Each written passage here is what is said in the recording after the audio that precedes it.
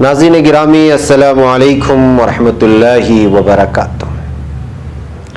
सीधी बात के ताज़ा तरीन प्राइम टाइम में आप लोगों का इस्तकबाल है।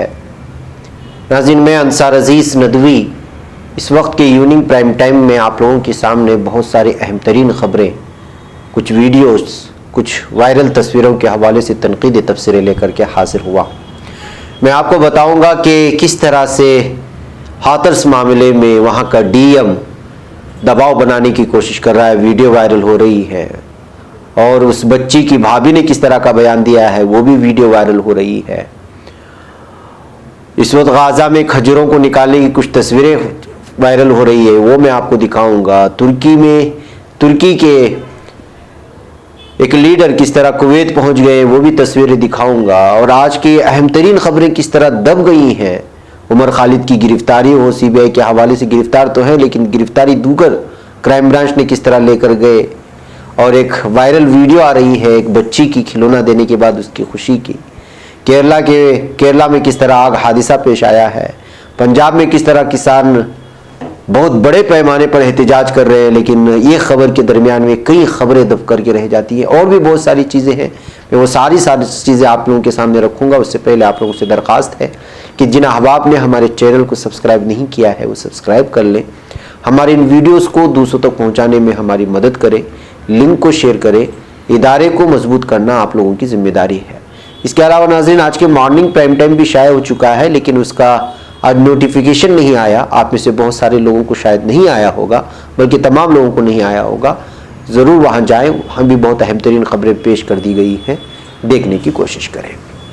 बहर कैफ नाज़रीन आइए, सबसे पहले मैं एक वीडियो बच्ची की दिखाना चाहता हूँ और उसकी खुशी को दिखाना चाहता हूँ जो इस वक्त बहुत ज़्यादा वायरल हो रही है। सोमालिया या अफ्रीका की किसी मुल्क का है, जिसमें एक गरीब बस्तियों में जाकर के फलाही काम करने वाले एक इमदादी कारकुन जिसका नाम बिलाल बताया गया है, उसके पेज से ये वीडियो बहुत ज़्यादा वायरल हो रही है कि एक बच्ची जो गरीब है उसको अचानक खिलौना देने की वजह से वो किस तरह खुश हो जाती है। इस वीडियो को बहुत ज़्यादा लोग देख रहे हैं और सराह रहे हैं। मैं चाहता हूँ कि आप भी इस बच्ची की मासूमियत को देखें और देखें कि किस तरह जब आप एक गरीब और मासूम बच्चियों के चेहरों पर मुस्कुराहटें लाती हैं तो वो कितना आपको खुश कर देती है और आपका दिल किस तरह की मसरत का एहसास होता है। आप इस वीडियो को देखें। इस खूबसूरत वीडियो को देखने के बाद फिर हम आगे बढ़ते हैं।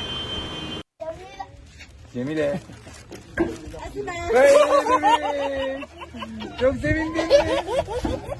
Çok sevindin mi? Çok sevindin mi sen?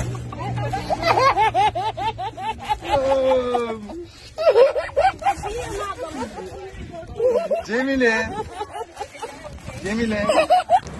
नाज़रीन गिरामी आइए अगली खबर की जानिब बढ़ते हैं। और अगली खबर छोटी छोटी खबरें मैं आप लोगों के सामने रख कर के फिर आगे बढ़ूँ। सीनियर कांग्रेस लीडर अहमद पटेल इस वक्त कोविड-19 पॉजिटिव पाए गए हैं और उन्होंने खुद को सेल्फ आइसोलेशन कर लिया है। नाज़रीन आप लोग जानते हैं कि कोविड-19 इस वक्त भारत में किस तरह अपने जो है कहर बर्पा किया हुआ है और अभी तक न जाने कितने सियासी लीडरान जो इसके लपेट में आ चुके हैं। बहुत सारे लोग इससे मुतासिर भी हुए हैं। अब उसी में एक नाम अहमद पटेल साहब का भी जो है आ चुका है और वो खुद को सेल्फ आइसोलेशन कर लिया है और दीगर को भी इत्तला दी है कि जो भी इनके इधर कुछ दिनों से जो लोग इनके टच में आए हैं, इनसे मुलाकात में आए हैं, वो लोग भी अपना जांच करवा लें। नाज़रीन जेएनयू स्टूडेंट उमर खालिद जो साबिक हैं उनको एक क्राइम ब्रांच ने इस बार जो है अरेस्ट कर लिया। यानी ये तो ऑलरेडी हिरासत में थे, लेकिन अब क्राइम ब्रांच की हिरासत में आ गए हैं और 3 दिन की हिरासत में ले लिया गया, इनको 3 दिन की कस्टडी में ले लिया है। और ये भी दहली फसादात के सिलसिले में है। जाहिर सी बात है कि आज बड़ी बड़ी खबरें थी तो इस सिलसिले में ये सब खबरें दबा दी गई है। क्राइम ब्रांच ने एक हिरासत से दूसरी हिरासत में लिया है, ये खबर आज आ रही है। नाज़रीन ममता बनर्जी ने भी हाथरस में और उत्तर प्रदेश में जो कुछ हो रहा है उसको लेकर के एक बड़ा बयान दिया है। उन्होंने बयान देते हुए कहा है कि यूपी में कभी अक़लियतों को, मुसलमानों को निशाना बनाया जाता है, कभी दलितों को टॉर्चर किया जाता है और कभी आदिवासी को टॉर्चर कर दिया जाता है। आखिर यूपी में क्या हो रहा है और किस तरह का राज यहाँ पर है। और ये है कि जो इस्मत दरी की शिकार खातून है उसको उनके अहले खाना को दिए बगैर उसकी बॉडी जला दी जाती है, अंतिम संस्कार कर दिए जाते हैं। क्या कुछ हो रहा है यूपी में समझ में नहीं आ रहा है। इस तरह का बयान देकर के ममता बनर्जी ने एक मरतबा फिर सुर्खियों में आ चुकी हैं और योगी हुकूमत को पूरी तरह से आड़े हाथों लिया है। इसके अलावा नाज़रीन, केरला में आज स्वाति प्लास्टिक कंपनी में, जो कि अंतूर इंडस्ट्रियल एरिया कहलाया जाता है, धर्मशाला जो कन्नूर में वाक़ है, वहां पर जो है आज आग हादसा पेश आने की खबरें आ रही हैं और अभी तक यहां पर जो है आग बुझाने का सिलसिला जारी है। कितना नुकसान हुआ, क्या जानी नुकसान हुआ, इसके अभी तक तफसीलात नहीं आई। जब ये न्यूज़ रिकॉर्ड की जा रही थी उसी वक्त ये ब्रेकिंग न्यूज़ आ रही थी। अब आगे जाकर के पता चलेगा कि इसमें कितनी जानी नुकसान हुई है और कितना का नुकसान हुआ है। ये केरला के कन्नूर का एक मशहूर जो धर्मशाला इलाका है, वहाँ पर अंतूर इंडस्ट्रियल एरिया जो मशहूर माना जाता है, वहाँ पर ये आग हादसा पेश आया है। नाज़रीन, आज के हाथरस और राहुल गांधी और प्रियंका गांधी के मार्च के दरमियान में एक बहुत अहम तरीन खबर और एक दबा दी गई है और वो खबर है किसान का मार्च जो कई दिनों से शिरोमणि अकाली दल की जानिब से हो या किसानों के अलग अलग तंजीमों से जो एहतिजाजात जा रहे हैं, रेल रोक करके या रास्ते बंद करके बड़े बड़े पैमाने पर एहतिजाजात हो रहे हैं, लेकिन मीडिया इन एहतिजाजात को दबाने की कोशिश कर रही है। आप अंदाज़ा लगा सकते हैं कि कितने बड़े पैमाने पर इस वक्त फार्मर्स बिल यानी ज़राई बिल को लेकर के जो एहतिजाजात गुज़श्ता कई दिनों से जारी है, वो अभी तक इसका सिलसिला जारी है। लेकिन एक न्यूज़ के दरमियान में बहुत सारी न्यूज़ दबा कर रख दी जा रही है और सिर्फ एक ही न्यूज़ के पीछे पड़ने की वजह से जो अहम तरीन खबरें हैं वो सामने नहीं आ रही हैं। नाज़रीन, आइए मैं आपको कुछ और जो गाज़ा में इस वक्त खजूरों को निकालने की जो तस्वीरें आई हैं वो तस्वीरें भी आपको दिखा दूँ। ये गाज़ा पट्टी से आ रही हैं, खेत में जो है खजूरों के उतारने का सिलसिला जारी है। ये कुछ तस्वीरें हैं जो इस वक्त वायरल हो रही हैं गाज़ा पट्टी से आई हुई, वो भी मैंने आप लोगों के सामने रख दिया है। और दूसरी बात यह है कि तुर्की के वज़ीर ख़ारिजा मेवलूद चावुशओगलू ने कुवैत के नए अमीर शेख नवाफ अल अहमद अल जाबिर सब्बाह से मुलाकात के लिए चले गए हैं और तुर्क कौम की तरफ से वहाँ पर ताज़ियत भी पेश की है और सदर रजब तैयब एर्दोगान की तरफ से भी ताज़ियत पेश की गई और मरहूम शेख के लिए बुलंद दर्जात की दुआ भी की गई। तुर्की के वज़ीर ख़ारिजा मेवलूद चावुशओगलू जब कुवैत पहुँचे तो उनका पुरजोश अंदाज में इस्तकबाल भी किया गया और पूरी तरह से जो है अपने साथ होने का एहसास दिया गया तुर्की कौम की जानिब से। कुवैत के नए अमीर के लिए और ताज़ियत भी पेश की गई। ये तस्वीर हैं जो वहाँ से इस वक्त आ रही है। नाज़रीन, हाथरस मामला आप जानते हैं कि किस तरह से एक मगरूर हुकूमत मासूम बच्चियों की लाशों पर अपनी ताकत का मुजाहिरा कर रही है और आज प्रियंका गांधी के साथ और राहुल गांधी के साथ जो कुछ भी हुआ, गिराया गया, लाठीचार्ज, ये सारी तस्वीरें आज सुबह से आप लोग देख रहे हैं। ऐसे मामले में अब लगातार इल्ज़ामात लग रहे हैं कि योगी हुकूमत का डीएम और वहाँ की पुलिस लगातार दबाव बना रही है कि किसी तरह से वो लोग अपना बयान बदलें। और आप लोगों को मालूम होना चाहिए कि जो इस वक्त मुजरिम ठहराए गए हैं, मुलजिम ठहराए गए हैं इस्मत दरी के, उनका ताल्लुक वो एक आला तबके से ताल्लुक रखते हैं। जो ये लोग मानते हैं कि खुद को बड़े तबके से हैं, ये लोग खुद साख्ता जो अपने आप को कहते हैं, उन लोगों से उनका ताल्लुक है। जो लड़की है वो दलित, उसका ताल्लुक है। यही वजह है कि मामला बहुत ज़्यादा इस वक्त सुर्खियों में छा रहा है। मैं 2 वीडियोस आपको बताना चाहूँगा कि किस तरह एक डीएम उस अस्मत दरी की मुतासिरा जो हलाक हो गई उसके घर पहुंच करके बयान बदलने का जो है दबाव बना रही है। और उस लड़की की भाभी ने भी एक बयान जारी किया है कि किस तरह उनको जो है टॉर्चर करने की कोशिश हो रही है, वो देखिए, और जान से मारने की धमकियां दी जा रही हैं। दोनों वीडियो आप सुने और यूपी के क्या हालात हो चुके हैं इसका अंदाज़ा आप लगाएं। फिर मैं लौटता हूं कुछ और खबरों के साथ। आप अपनी विश्वसनीयता खत्म मत करिए। तो मीडिया वाले मैं आपको बता दूं, आज अभी आधे चले गए, कल सुबह तक आधे और निकल जाएंगे, 2-4 बचेंगे कल रात को, और हम ही आपके साथ खड़े हैं। ठीक है? अब आपकी इच्छा, आपको बार बार बयान बदलना नहीं बदलना है, अभी हम भी बदल जाए कि तुम्हारी लड़की अगर कोरोना से मर जाती तो मुआवजा मिल जाता। ये सब धमकियां मिल रही हैं, पापा को धमकाया जा रहा है। ये बोल रहे हैं कि केस मतलब रफा दफा हो जाएगा, अगर सब केस रफा दफा हो जाएगा। ये सब वीडियो दिखा देंगे। मम्मी की उल्टी सीधी वीडियो बना रखी है। जो उस टाइम में वो हालात ऐसे थे, जो मन में आ रहा वो सब लोग बोले जा रहे। यही सब करके अब ये लोग हमें यहाँ रहने नहीं देंगे। ये डीएम बहुत डीएम ज्यादा ही चालबाजी कर रहे हैं। हम लोगों के साथ में इतना प्रेशर डाल रहे हैं जबरदस्ती कि हम लोगों ने तुम्हारे इतने लोग तुम्हारी बात का कोई भरोसा नहीं है, तुम जबरदस्ती बयान बदल रहे हो, तुम पे कौन भरोसा, पापा पे बुलवा रहे बयान बदलने से तुम्हारी कोई वो रहेगी, हम लोग दूसरी जगह चले जाएंगे। तो नाज़रीन आपने ये सारी चीजें सुनी। अब आइए पाकिस्तान और हिंदुस्तान की सरहद पर एक मरतबा फिर सीज फायर मुआहदे की जो है खिलाफ वर्जी करने की खबरें आ रही हैं। जी हाँ, पाकिस्तान की जानिब से सरहद पार एक एक मरतबा फिर फायरबंदी मुआहदे की खिलाफ वर्जी करते हुए हस्तानी पोस्ट को निशाना बनाते हुए फायरिंग की जा रही है, इस तरह की खबरें दी जा रही हैं सरहद से।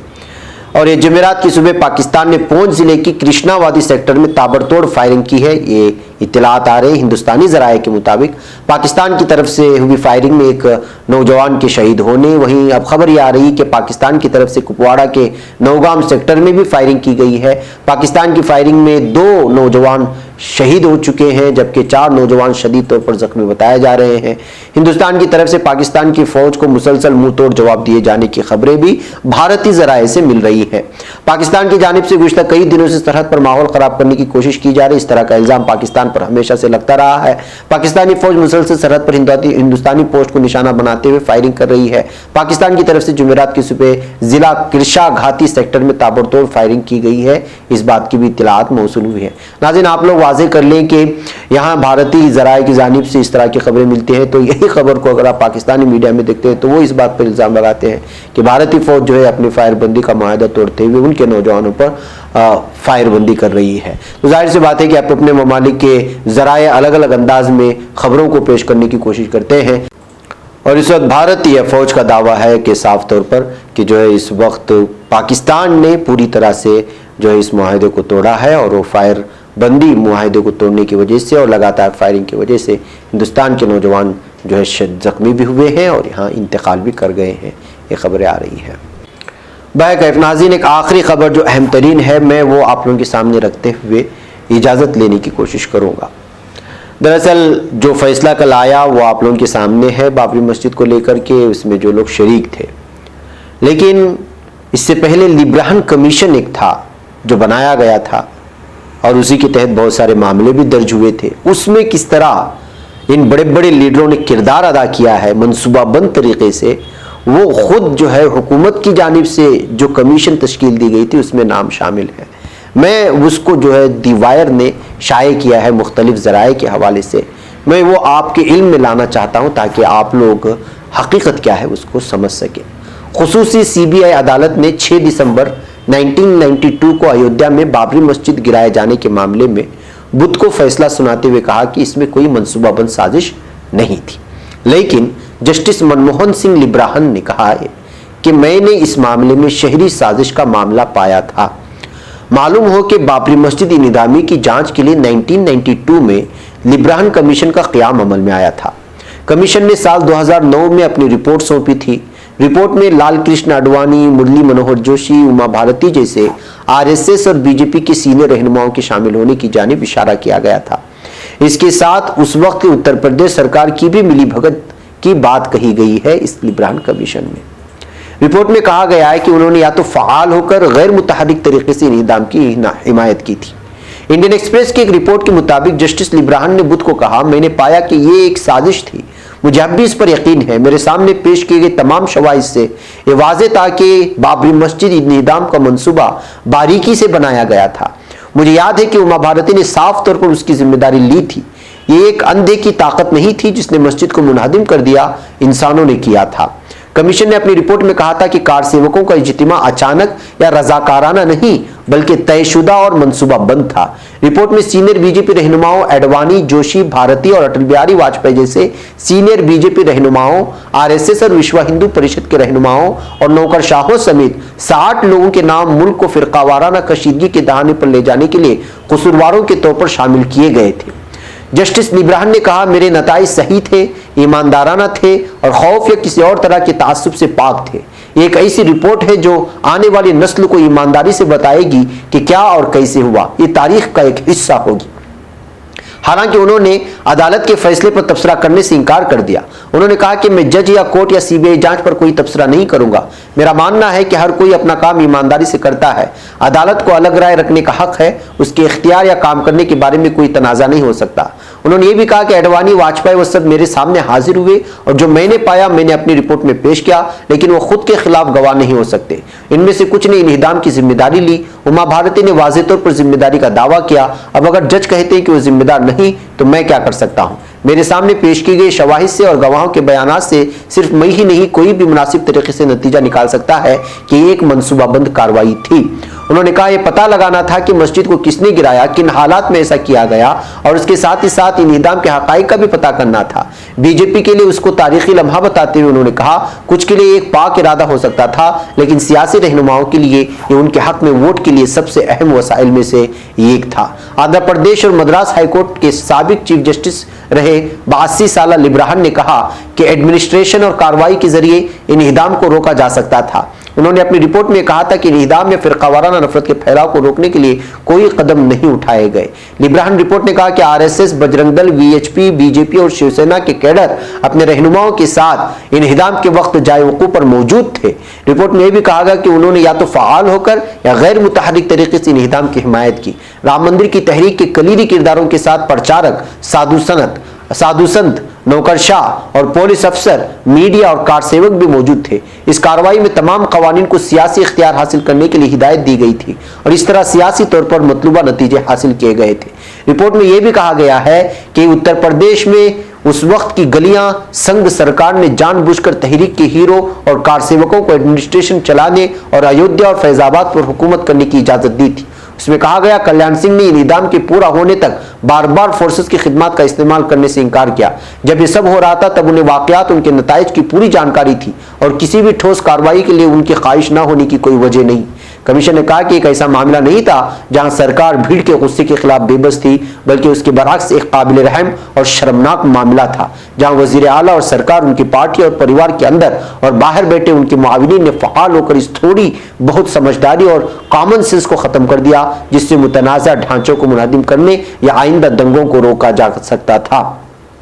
इस मामले में नौकरशाही के रोल पर कमीशन ने कहा था यह बहुत साफ है कि सरकार की फटकार के डर से इंतजामिया कार सेवकों या कार सेवा पर कोई पाबंदी नहीं लगा सकती थी और न ही उसे कंट्रोल सकती थी। रिपोर्ट कहती है कि दिसंबर 1992 से पहले अडवाणी की राम जानकी रथ यात्रा मुतनाज़ा मकाम पर मंदिर बनाने के मकसद से लोगों को जमा करने के मकसद से ही गई थी। इसमें भी कहा गया कि एक कौमी सियासी पार्टी बीजेपी की क़ियादत थी जो मथुरा और काशी के साथ साथ अयोध्या मंदिर मुद्दे पर लोगों को जमा करने के लिए आगे आई थी। उसने आइन सेकुलरिज्म को सोडो सेकुलरिज्म कहकर चैलेंज कर दिया था। कमीशन ने कहा है कि 6 दिसंबर 1992 को अडवाणी, जोशी और दीगर जगह पर मौजूद थे और उन्होंने कार सेवकों से नीचे उतरने की कमजोर सी अपील की थी। बैकअप नाज़रीन, एक बहुत लंबी रिपोर्ट है लिब्राहन कमीशन की, आपको मालूम है और ये आपको मिल जाएगी। ये कोई आम नहीं थी, हुकूमत की जानिब से जिस कमीशन को बनाया गया था वही कमीशन कई सालों तक इसको जो है खोजने के बाद तफसीलात बयान करके उसको लिख करके जो है हुकूमत के सामने पेश किया था, बल्कि अदालत के सामने पेश किया था। इन तमाम चीज़ों के मद्देनज़र रखते हुए भी इस तरह का फैसला आना कहाँ का इंसाफ है, ये कहते हुए जो है अलग अलग बयानात सामने आ रहे हैं। जबकि लिब्राहन ने इस सिलसिले में कोई बयान नहीं दिया तबसरा करने से, लेकिन उन्होंने कहा कि जो हमारी रिपोर्ट थी वो सच साबित करती है कि ये मनसूबाबंद ही था जो कहा जा रहा है कि मनसूबाबंद नहीं था। बैकअप नाज़रीन, मुझे यहाँ पर इजाज़त दें, इंशाल्लाह फिर आप लोगों से मुलाकात होगी। अस्सलाम वालेकुम रहमतुल्लाहि व बरकातहू।